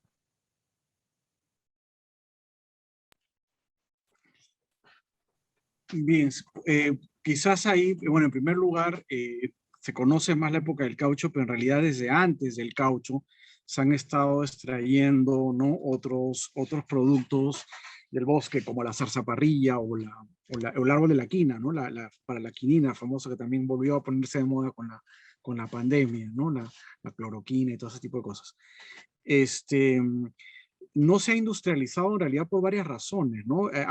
Aunque ha habido pequeña industria, digamos, y quizás Adrián puede profundizar más en esto, en torno a la madera, ¿no? Los aserraderos o algunas fábricas de cerveza, básicamente son las fábricas de cerveza o de embotelladoras de gaseosas, de aguas gaseosas. Un tema fundamental para la industrialización es la energía, ¿no? Entonces la energía es muy cara, ¿no? Las ciudades como Iquitos no están conectadas a la red de hidroeléctrica, digamos, del Mantaro, sino la red nacional de luz, sino que fundamentalmente ha funcionado durante mucho tiempo, ¿no? Igual ocurre en San Martín, igual ocurre en otras regiones, con motores a diésel, ¿no? A petróleo, ¿no? Entonces, digamos, la energía es muy cara, no hay un volumen para crear un mercado industrial, pero además, más allá, digamos, de las limitaciones energéticas, digamos, de la región y la conectividad, todavía no hay problemas, por ejemplo, para el Internet. Si ustedes están en Iquitos, tienen muchas dificultades para conectarse. Ha mejorado, pero igual es lento, etcétera, ¿no? Está el problema de la manera en que se ha visto la Amazonía y su territorio como un lugar donde extraer cosas, ¿no? Entonces, digamos, esta lógica que empieza con la zarzaparrilla, que empieza con el marfil vegetal, que empieza con el aceite de copayo, es decir, con plantas medicinales fundamentalmente, se va a reproducir y a escalar, digamos, ¿no? En la época del caucho, y va a marcar, digamos, un modelo que después va a continuar con la madera, con otros productos, ¿no? Ha habido intentos de desarrollo agropecuario, ¿no? Se han promovido, por ejemplo, ¿no?, en distintas épocas de la historia, la producción, ¿no?, de ganadería, de maíz, de arroz, de café, de cacao, más recientemente, ¿no?, como formas también para incorporar económicamente a la región amazónica, a la economía nacional e internacional, pero lo que predomina es una lógica de ir y sacar, ¿no?, la lógica de enclave extractivista, ¿no?, ir, sacar los productos y llevártelos a otros lados, ¿no?, ya sea por el río, ¿no?, hacia Brasil, ¿no?, como en el caucho, y a Europa, Norteamérica, o por las carreteras, ¿no?, la de Pucallpa, por ejemplo, la carretera central, o las carreteras transversales, para sacar a la costa, a Lima, al Callao, a los puertos de la costa, los productos, ¿no? Entonces, y eso sigue manteniéndose, ¿no? Ahora con la palma aceitera, por ejemplo. Entonces, tanto en el área, digamos, extractiva propiamente dicha, ¿no? El petróleo también es extractivo, como en el área productiva, como puede ser la agricultura, ha primado esa idea, ¿no? De sacar cosas y llevárselas a otro lado, ¿no? Quizás Adrián puede ampliar algunos. Sí, gracias. Que si hubiera que definir así en lo más corto posible cuál es el tipo de economía, es extractiva y colonial, ¿no? Es una economía basada efectivamente, como está diciendo Oscar, en enclaves, en extracción y en sacar las cosas lo más rápido posible y generar los mayores márgenes posibles, pasando la menor cantidad de tiempo, digamos, y recursos en la selva misma, ¿no? Esa es la relación entre el mercado y los mercados, digamos, y la Amazonía. ¿Por qué no se ha industrializado? Es una pregunta bien interesante que, por otro lado, se aplica, digamos, solo a Perú, ¿no? En Brasil sí se ha industrializado la Amazonía, particularmente en Manaus, que es una de las ciudades que yo estudio. No se ha industrializado porque no se ha hecho el esfuerzo simplemente de industrializarse por las razones que ha dicho Oscar, pero todo esto es porque es muy caro, ¿no? Es muy difícil hacer industrias que sean, que generen excedentes cuando hay que importar básicamente todo, cuando los costos de comunicación son enormes y cuando hay este problema energético. Y las industrias, por lo general, pues lo que quieren es que son para generar beneficios para sus dueños, ¿no? Entonces tendría que haber otra lógica ahí. Lo que pasó en Brasil fue que se dio una cantidad enorme de subsidios en Manaus para la industrialización a través de la zona franca de Manaus, ¿no? Que se permitió importar y beneficios para importación y exportación y toda clase de beneficios fiscales, y lo que terminó pasando fue primero una industria gigantesca de ensamblajes, ¿no? Pues ya que la importación era gratuita y había mano de obra abundante de todas partes de Brasil, terminó en Manaus. La ciudad creció muchísimo y era ensamblaje sobre todo electrónico, ¿no? Entonces Philips, Honda, todas estas marcas de compañías de tecnología, como esto fue a partir del final de 60, 70, cosas pues tipo tocacassettes, discos, las cosas no tecnológicas de la época, fax y ese tipo de cosas, motos, y creció muchísimo, ¿no? Este tipo de industria, porque que también es muy de enclave, no tenía mayores otras conexiones con la economía local, y simplemente lo que había era un mejor régimen fiscal, subsidios del tipo les daban espacio, les daban conectividad, le dan acceso a agua, transporte, etc. Se intentó también diversificar en Brasil el tipo de industrias, más allá de los electrónicos, incluso con industria pesada, ¿no? En Manaus, una de las cosas que yo he estudiado, por ejemplo, es una siderúrgica que se pone en la Amazonía y que se intenta hacer además una siderúrgica integrada, es decir, que desarrolle todos los aspectos que desarrolla una siderúrgica, todos los tipos de acero, y que utilizar solo recursos de la Amazonía, materias primas de la Amazonía. Es un absoluto desastre, es un absoluto desastre económico, es básicamente una estafa que dura 50 años, pero además es una estafa, es un desastre ecológico y social, ¿no? Se extraen recursos de todas partes de la Amazonía brasilera, causando problemas ecológicos por todos lados, porque se necesita un montón, y las cosas supuestamente son solo de la Amazonía, pero la Amazonía es gigante, entonces traen cosas de muy lejos, se contamina por todos lados, y más allá de eso, el costo del tema energético es enorme. Lo que se hace en Brasil es que se crean hidroeléctricas para alimentar a Manaus y esta zona industrial, se crean represas muchas veces también en territorios indígenas, y esto tiene costos sociales gigantescos, se reprime a los pueblos indígenas que resisten, etcétera, ¿no? Lo mismo pasa con las carreteras que se necesitan para bajar los costos de transporte. Entonces, todo esto es para decir un poco que no habría que idealizar la posibilidad de la industrialización en la Amazonía, ¿no? Tiene una serie de costos enormes, beneficios no tan claros, más allá de algún ideal sobre cierto tipo de desarrollo, ¿no? De ideas, un poco lo que mencionaba antes en mi ponencia, sobre las ideas dependentistas, digamos, ¿no? Me parece que los costos de lo que se ha visto en Brasil son demasiado grandes, que, digamos, la Amazonía, la industrialización no es la solución. En Brasil llegan a decir cosas como, hay afiches, ¿no? Estamos plantando nuevos árboles en la Amazonía, y son chimeneas, ¿no? En los afiches de la dictadura militar brasilera. Un nuevo tipo de árbol está creciendo en la selva, lo cual es pues absolutamente aterrador, ¿no?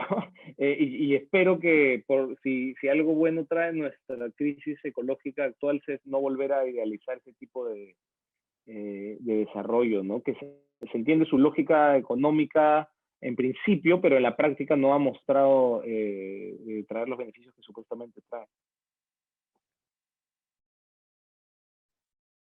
Doctor, ¿quiere agregar algo? Si no, ya. Bueno, entonces pasamos a la siguiente pregunta. La extracción de oro ilegal en Madre de Dios y alrededores ha generado una nueva red de comercio ilegal que no solo incurre en daños ambientales, sino en el empobrecimiento de la población local que se ve arrastrada en esta actividad. ¿Cómo ha sido tratada esta problemática por el Estado? ¿Y acaso se ha propuesto una salida para esta actividad que genera graves perjuicios a las comunidades y al medio ambiente? Sí, bueno, en realidad la Amazonía está también atravesada por varias economías ilegales, ¿no? La economía del oro es una de las economías ilegales, pero también está el narcotráfico, está la tala ilegal de la madera, ¿no? Está la trata de personas, ¿no? Que también en la zona minera de Madre de Dios es muy fuerte, pero también en otras regiones, en Iquitos, por ejemplo, hay una red de comercio de personas, ¿no? De trata de personas, justamente que va de Iquitos a Manaos, ¿no? Esa zona y que pasa por Colombia, ¿no? Y en muchos casos también vinculada al narcotráfico que también circula en esa zona de frontera, ¿no? Entonces, es muy complicado, el Estado no tiene la capacidad para poder enfrentar, ¿no? ¿no? Por ejemplo, en el caso, ¿no? Del año pasado, en plena cuarentena, ¿no? Se ha deforestado muchísimo la Amazonía, se ha batido récord histórico de deforestación y eso evidentemente es ilegal, digamos, ¿no? O sea, si no ha sido programado, o sea, es decir, ilegal hasta en el momento en que han estado gente talando los árboles cuando deberían haber estado, ¿no? Haciendo la cuarentena en sus propias casas, ¿no? Entonces, digamos, ¿no? La plata que mueve además estas economías ilegales, ¿no? Es muy fuerte y eso corrompe también, ¿no? A autoridades locales, regionales, congresistas, a la policía, ¿no? En una reunión que hubo hace unos años, ¿no? Fuimos varios representantes de la universidad y representantes de Brasil, ¿no? Era un proyecto liderado por el Ministerio de Relaciones Exteriores para ver justamente discutir, ¿no? Los problemas en zonas de frontera entre Perú y Brasil. Las autoridades de Madre de Dios, por ejemplo, decían que no tenían cómo controlar. Por ejemplo, una forma de controlar las actividades ilegales es a través de los insumos, a través de la SUNAT, ¿no? Como recuerden, Al Capone, así como cayó Al Capone por las cuentas, etcétera, ¿no? El manejo financiero. Bueno, solamente no existe una oficina autónoma de la SUNAT en Madre de Dios, sino que es una dependencia de la oficina de la SUNAT de Cusco y solamente tiene dos personas, ¿no? Una persona que hace tareas secretariales y otra persona que se encarga de visitar, por ejemplo, los grifos que venden los insumos para, ¿no? Las motosierras o lo que sea, ¿no? O las máquinas que draga el oro, ¿no? Entonces, cómo controlar, ¿no? ¿No? El jefe de la policía me decía, no tenemos suficiente personal para patrullar la carretera, ni siquiera tenemos vehículos apropiados, ¿no? Un helicóptero para patrullar, ¿no? La carretera, que es una zona de comercio de tráfico de droga con Bolivia, ¿no? Y Brasil, ¿no? ¿Cómo hacerlo, ¿no? ¿Cómo hacer ese tipo de control si no tienen recursos, no tienen personal? Y eso sin contar, digamos, ¿no? El elemento de corrupción que hay ahí, ¿no? Entonces es un problema grave, ¿no? Con consecuencias serias, no solamente en el medio ambiente, sino también en la salud y en la vida de la gente, ¿no?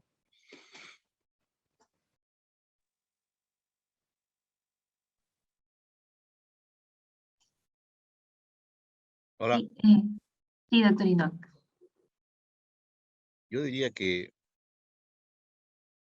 lo que determina todo es la corrupción.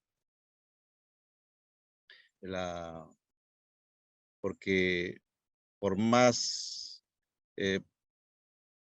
acá me contaban, por ejemplo, los dirigentes de Madre de Dios que más del 90% de sus territorios comunales están concesionados.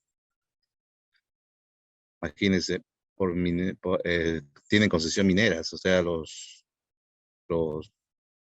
las empresas ahí, ¿no? Y no saben cómo deshacerse de eso. Y el Estado se hace oídos sordos, no quiere saber nada, y mientras tanto avanza la destrucción del bosque, ¿no? Y también todo eso, la informalidad, el narcotráfico, la tala ilegal, etcétera,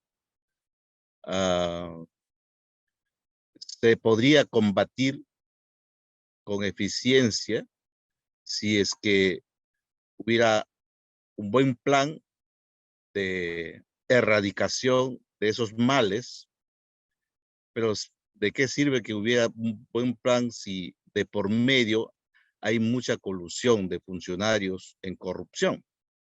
Ese es una barrera fuerte que solo desde el interior de las comunidades, la fortaleza de las comunidades podría pararlo, diría yo, porque así solo no se puede.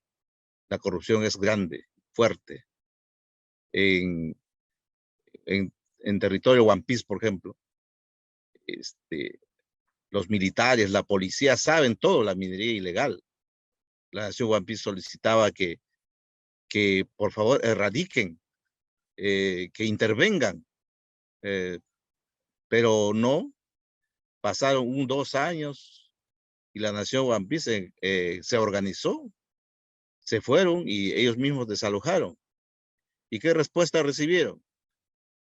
Que si pasa algo, la nación One Piece es culpable. Es decir, o sea, el pueblo se defiende contra toda esta ilegalidad. El Estado, por más que se le convoca, se excusa, demora y cuando actúas, te culpa. Afortunadamente no hubo heridos, fueron desalojados pacíficamente, pero ¿qué tal si hubiera resistencia? Hubiera heridos o matanzas por el caos. ¿Quiénes serían los responsables? Además de perder además de sufrir deterioro de sus territorios, sus líderes, los indígenas, irían a la cárcel. Entonces, ¿en qué situación estamos? Todo esto termina en la corrupción. Ese es el problema. Gracias, doctor Inoak. Bueno, pasamos a la siguiente pregunta. Va dirigida al doctor Espinosa. Dice, ¿de qué manera se ha construido la memoria alrededor del conflicto armado interno en los pueblos amazónicos, especialmente en los Ashaninka? Las investigaciones concernientes al Estado han realizado y reparado propiamente a estas poblaciones. ¿Cómo ha resultado esta situación en la militarización de grandes espacios de la selva peruana? Ya, bueno, primero que nada no hay una memoria, hay muchas memorias, ¿no? Hay memorias distintas y las memorias van cambiando conforme va cambiando el tiempo, ¿no? Justamente mi artículo en ese libro que ha salido publicado este año, hablo justo de esta diversidad de memorias, ¿no? O sea, una cosa es lo que recordaban o cómo hablaban del conflicto armado interno en una época o en otra, ¿no? Y a mí me ha tocado, ¿no? He tenido digamos, la posibilidad, ¿no? No digo suerte porque no es algo que es deseable, pero sí, digamos, la oportunidad de haber estado en las comunidades ashánicas en el conflicto armado interno, ¿no? A mí me ha disparado Sendero del otro lado del río, ¿no? A la comunidad en la que yo estaba o a la avioneta en la que estaba viajando, etcétera, ¿no? Y he podido volver, ¿no? O sea, en estos 30 años he vuelto, ¿no? En varios momentos para justamente hablar sobre este tema, ¿no? Y entonces la memoria va cambiando, ¿no? Por ejemplo, ¿no? 10 años después de haber terminado, y además otra cosa importante es que para el caso Asháninka, a diferencia del resto del país, el conflicto armado interno no termina en el 92 con la captura de Ismael Guzmán, ¿no? Sino que continúa incluso hasta la fecha, ¿no? Recuerden los atentados en Vizcatán hace unos meses, ¿no? En la campaña electoral, etcétera, etcétera. Es decir, ¿no? La violencia sigue presente, ¿no? Y una violencia, además, no solamente de este remanente, un pequeño grupo de remanente de Sendero Luminoso, que nunca fue erradicado, que se ha vinculado, ya venía el vínculo desde los años 70, pero que ya se ha, digamos, mimetizado con una banda narcotraficante, ¿no? Entonces son narcosenderistas, digamos, por así decirlo, ¿no? Y esos siguen activos, ¿no? En la zona del Braem, y siguen, digamos, ¿no? Poniendo en riesgo, ¿no? La vida de las comunidades, ¿no? Entonces, no ha terminado. Entonces, al mismo tiempo, ya hay una memoria de lo que pasó,